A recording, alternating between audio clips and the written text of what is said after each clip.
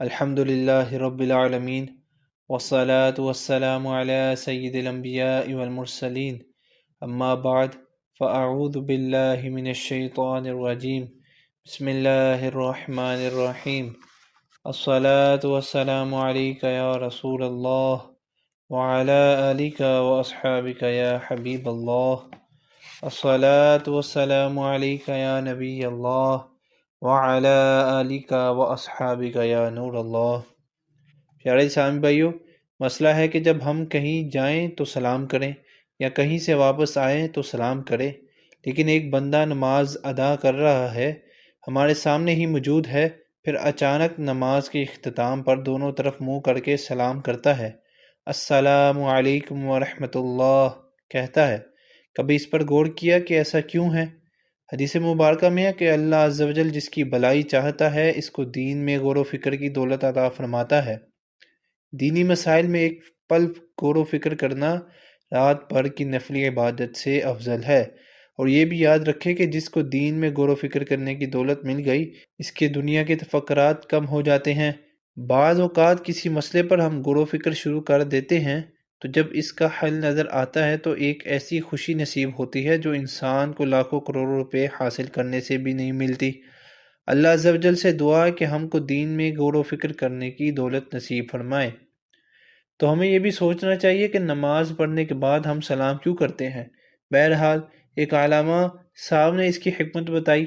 میں سمجھتا ہوں کہ جو اس حکمت کو غور سے سنے انشاءاللہ عز و جل نمازی بن جائے گا، اور اگر نمازی ہے تو استقامت کی دولت ملے گی۔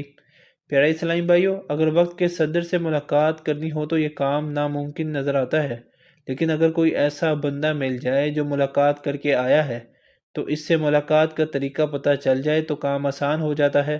وہ ہمیں بتائے گا کہ اگر صدر سے ملاقات کرنی ہے تو اچھے صاف ستھرے کپڑے پہن لینا، پھر اسلام آباد چلے جانا، صدر کے سیکرٹری سے ملاقات کرنے کے بعد اس کو اپنا کارڈ دینا، پھر اندر سے اجازت آ جائے تو دروازے میں داخل ہو کر اجازت طلب کرنا، اجازت مل جائے تو صدر کے قریب جا کر کھڑے رہنا، جب وہ بیٹھنے کا اشارہ کرے تو پھر بیٹھ جانا، سلام کرنے کے بعد جو وہ سوال کرے تو جواب دینا۔ یعنی وہ کام جو ہمارے لیے ناممکن نظر آتا تھا، ملاقات کر کے آنے والے نے طریقہ بتایا تو آسان ہو گیا۔ پیارے اسلامی بھائیو، اب گناہ گار امتی نے پوری کائنات کے خالق و مالک عز و جل سے ملاقات کرنی ہے، اس کے لیے ممکن نظر نہیں آتا۔ اگر کسی نے ملاقات کا شرف حاصل کیا ہے، وہ طریقہ بتا دیں تو ناممکن کام ممکن نظر آنے لگے گا۔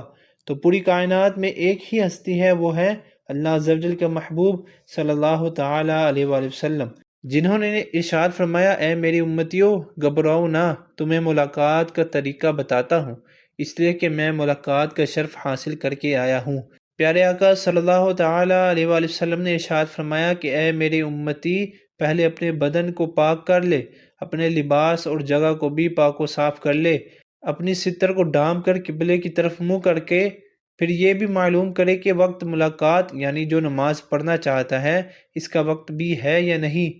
اب نیت کرے اور تکبیر تحریمہ کہتا ہوا یعنی شرائط نماز پوری کرنے کے بعد پھر اللہ عز و جل کی بارگاہ میں اس طرح حاضر ہو کہ جب تکبیر تحریمہ کہو تو دونوں ہاتھوں کو کانوں کی لو تک اٹھاؤ اور رب تعالیٰ کی بارگاہ میں بزبان حال عرض کرو کہ اے مالک و مولا عز و جل، میں ساری دنیا کو پیچھے چھوڑ کر تیری بارگاہ میں حاضر ہو رہا ہوں۔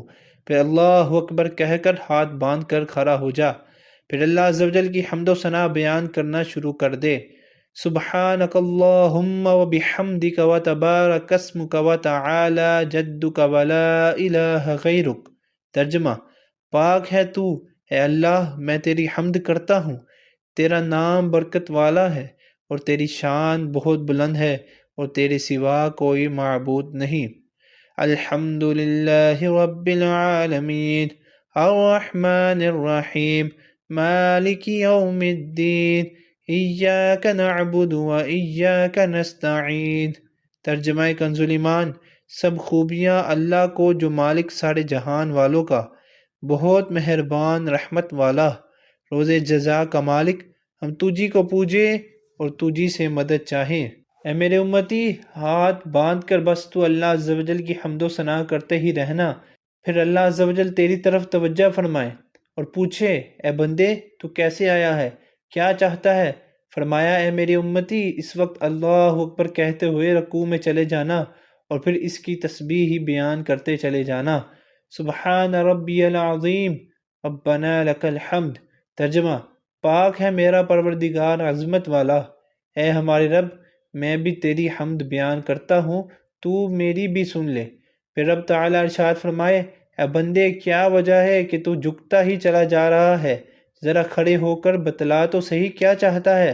فرمایا اے میرے امتی تو کھڑا ہو کر کہنا سمیع اللہ لمن حمدہ ربنا لک الحمد۔ ترجمہ: اللہ نے اس کی سن لی جس نے اس کی تعریف کی، اے ہمارے رب میں بھی تیری حمد بیان کرتا ہوں، تو میری بھی سن لے۔ رب تعالیٰ پوچھے بتلا کیا چاہتا ہے؟ فرمایا اے میری امتی تو اسی وقت اللہ اکبر کہتے ہوئے سجدے میں گر جانا، اور یہ انتہائی انکساری ہے کہ بندے کا سر جسم کے اعضاء میں سب سے اوپر ہوتا ہے، اگر اس اوپر والے کو کسی کے قدموں میں ہی رکھ دیا جائے تو یہ انکساری کی انتہا ہے۔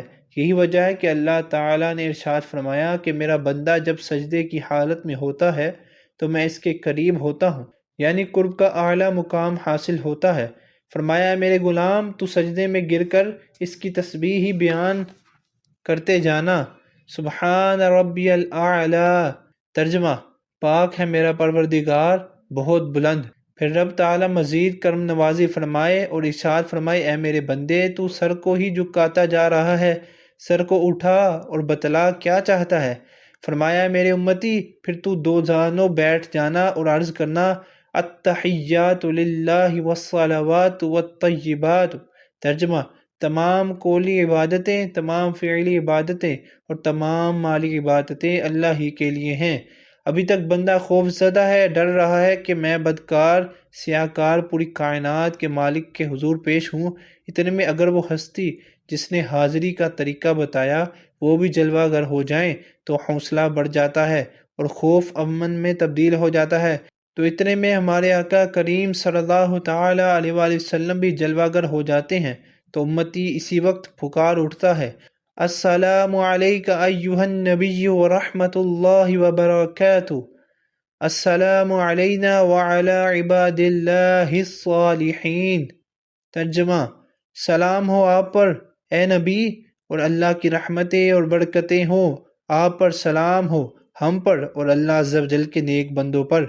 جب اللہ عز و جل اور پیارے آقا صلی اللہ تعالیٰ علیہ وآلہ وسلم کا دیدار نصیب ہوتا ہے تو امتی پکار اٹھتا ہے اشہد ان لا الہ الا اللہ واشہد ان محمدًا عبدہ ورسولہ۔ ترجمہ: میں گواہی دیتا ہوں کہ نہیں کوئی معبود سوائے اللہ عز و جل کے، اور محمد صلی اللہ تعالیٰ علیہ وآلہ وسلم اللہ عز و جل کے بندے اور رسول ہیں۔ پھر امتی اللہ عز و جل کی بارگاہ میں التجا کرتا ہے اللہم صلی علی محمد وعلی آل محمد کما صلیت علی ابراہیم وعلی آل ابراہیم انک حمید مجید، اللہم بارک علی محمد وعلی آل محمد کما بارکت علی ابراہیم وعلی آل ابراہیم انک حمید مجید۔ ترجمہ: اے اللہ درود بھیج محمد پر اور ان کی آل پر جس طرح تو نے درود بھیجا ابراہیم پر اور ان کی آل پر، بے شک تو سراہا ہوا بزرگ ہے۔ اے اللہ برکت نازل کر محمد اور ان کی آل پر جس طرح تو نے برکت نازل کی ابراہیم پر اور ان کی آل پر، بے شک تو سراہا ہوا بزرگ ہے۔ اے اللہ عز و جل درود بھیج، رحمتیں نازل کر، برکتیں نازل کر محمد صلی اللہ تعالیٰ علیہ وآلہ وسلم اور ان کی آل پر جنہوں نے مجھ جیسے بدکار کو تیری بارگاہ میں حاضر ہونے کی سعادت عطا فرمائی۔ پھر امتی اللہ عز و جل کی بارگاہ میں اپنی اولاد کی، والدین کی اور مومنین کے لیے دعا کرتا ہے رب اجعلنی مقیم الصلاة ومن ذریتی ربنا وتقبل دعاء ربنا اغفر لی ولوالدی وللمؤمنین یوم یقوم الحساب۔ ترجمہ کنز ایمان: اے میرے رب مجھے نماز قائم کرنے والا رکھ اور کچھ میری اولاد کو، اے ہمارے رب اور ہماری دعا سن لے۔ اے ہمارے رب مجھے بخش دے اور میرے ماں باپ کو اور سب مسلمان کو جس دن حساب قائم ہوگا۔ پیارے اسلامی بھائیوں، بظاہر تو نماز پڑھنے والا ہمارے سامنے بیٹھا ہوتا ہے، لیکن حقیقت میں یہ عالم لاہوت، عالم جبروت اور تمام عالمین کی سیر کرنے کے بعد واپس آتا ہے تو پھر سلام عرض کرتا ہے، السلام علیکم ورحمۃ اللہ، السلام علیکم ورحمۃ اللہ۔ پیارے اسلامی بھائیوں، اگر آج میں اعلان کر دوں کہ میرے صدر پاکستان سے روابط ہیں، جس کسی نے ملاقات کرنی ہو میرے پاس 8 دن کے بعد آ جائے، تو عین ممکن ہے کہ آپ 8 دن پہلے ہی میرے گھر کا محاصرہ کر لیں کہ کہیں موقع ہاتھ سے نہ نکل جائے۔ 8 دن پہلے ہی چلے جاتے ہیں۔ ادھر سرکار دو عالم نور مجسم صلی اللہ تعالی علیہ وآلہ وسلم ارشاد فرما رہے ہیں کہ اے میری امتیو، آؤ میں تمہاری ملاقات اللہ عز و جل سے کروا دوں، اور ہم کہتے ہیں کہ ہمارے پاس وقت نہیں۔ کس قدر افسوس کی بات ہے، حالانکہ روزانہ مسجد سے اعلان ہوتا ہے کہ حی علی الصلاۃ،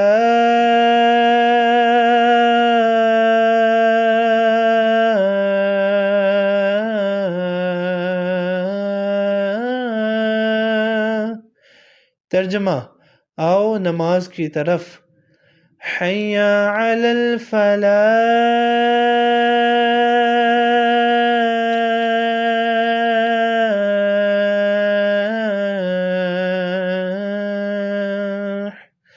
آؤ کامیابی کی طرف۔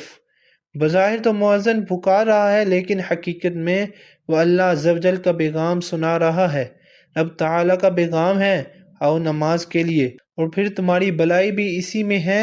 علماء کرام فرماتے ہیں کہ عربی زبان میں فلاح سے بہتر لفظ کوئی نہیں، جس میں دنیا اور آخرت کی تمام بلائیاں شامل ہیں، اس کے لیے فلاح کا لفظ بولا جاتا ہے۔ صلو علی الحبیب صلی اللہ تعالی علی محمد صلی اللہ تعالی علیہ وآلہ وسلم۔